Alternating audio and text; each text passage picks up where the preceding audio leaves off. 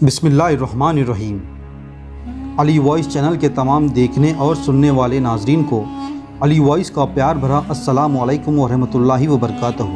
ناظرین گرامی، ہم پر یہ خیال گزرا کہ اس دور حاضر کے حالات کو مد نظر رکھتے ہوئے اس مضمون پر ایک ویڈیو آپ کی خدمت میں پیش کی جائے تاکہ لوگوں کو تاریخ کے حوالے سے کچھ معلومات حاصل ہو سکے۔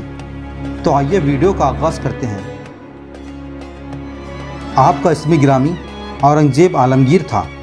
کنیت ابو المظفر، لقب محی الدین، سلطان المعظم سلطان الہند۔ آپ کا پورا نام سلطان المعظم ابو المظفر محی الدین محمد اورنگزیب عالمگیر رحمۃ اللہ علیہ تھا۔ سلسلہ نسب کچھ اس طرح ہے کہ سلطان اورنگزیب عالمگیر بن سلطان شاہ جہاں بن نور الدین جہانگیر۔ آپ کی ولادت بروز ہفتہ ذی قعدہ 1027 ہجری 1707 عیسوی کو بمطابق 24 اکتوبر سن 1618 عیسوی کو مالوا اور گجرات کے آخری سرحد پر دوحد نامی مقام پر ہوئی، اور وفات بروز جمعہ 28 ذی القعدہ 1118 ہجری 20 فروری کو کلمہ طیبہ کے ذکر کے دوران ہوئی۔ اورنگزیب عالمگیر مغلیہ سلطنت میں ایک واحد شخص ہیں جو حافظ قرآن تھے، اور آپ کی یہ خوش قسمتی ہے کہ آپ کو اپنے وقت کے مشائخ اور اساتذہ کی صحبت میں رہنے کا موقع ملا، جن میں شیخ جلیل، شیخ محمد معصوم سر ہندی، شیخ احمد سر ہندی فاروقی اور شیخ احمد معروف شامل تھے۔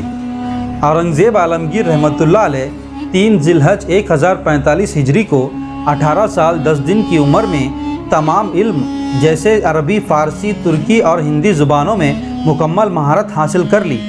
عربی اور فارسی خط میں کمال حاصل کیا۔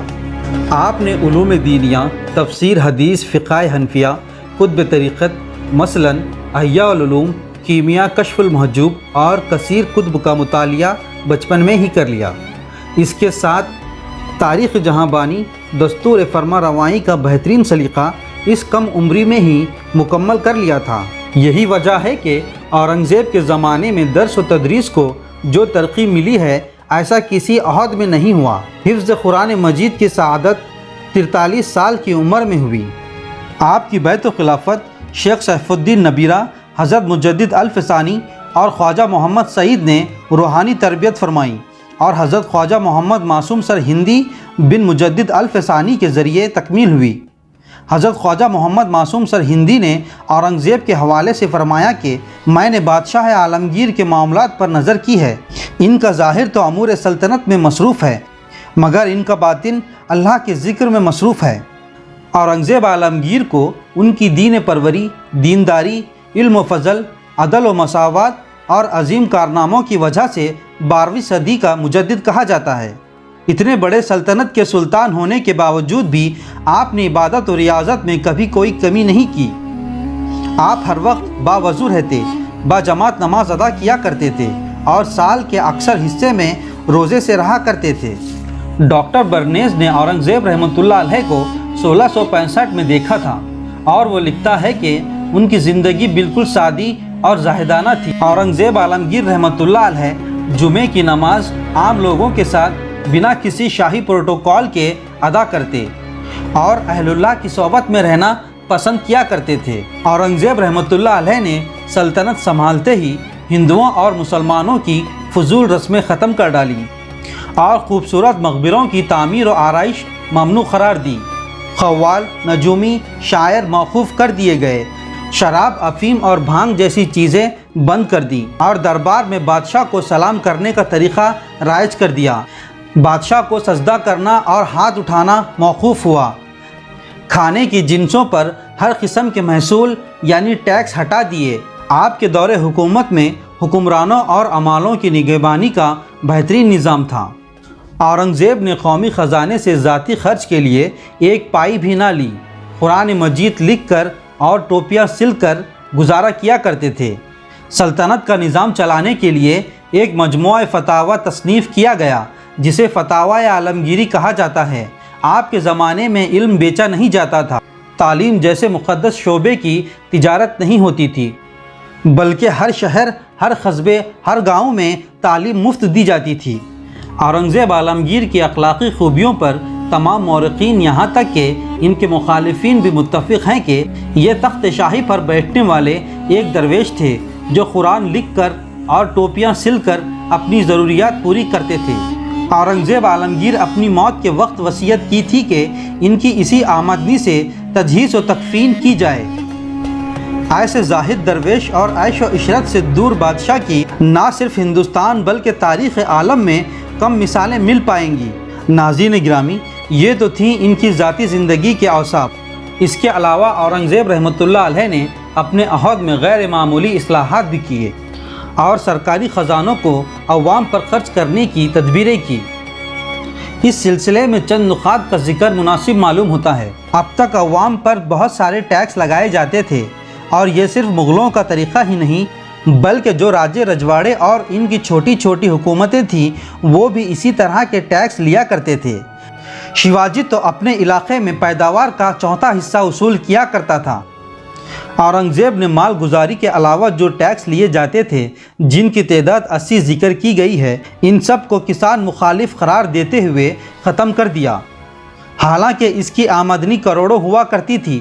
یہ بات قابل غور ہے کہ عام طور پر اورنگزیب کو ہندو مخالف پیش کیا جاتا ہے، لیکن انہوں نے ایسے ٹیکسوں کو معاف کرا دیا جن کا تعلق ہندوؤں سے تھا، جیسے کہ گنگا پوجا ٹیکس، گنگا اسنان ٹیکس اور گنگا میں مردوں کو بہانے کا ٹیکس۔ انہوں نے مال گزاری کا قانون فائز کیا اور اس کے نظام کو پختہ کیا، یہاں تک کہ شاہ جہاں کے دور میں 2.5 کروڑ پاؤنڈ کے قریب سلطنت کی آمدنی تھی، مگر یہ آمدنی عالمگیر رحمۃ اللہ علیہ کے دور میں 4 کروڑ پاؤنڈ کے قریب پہنچ گئی۔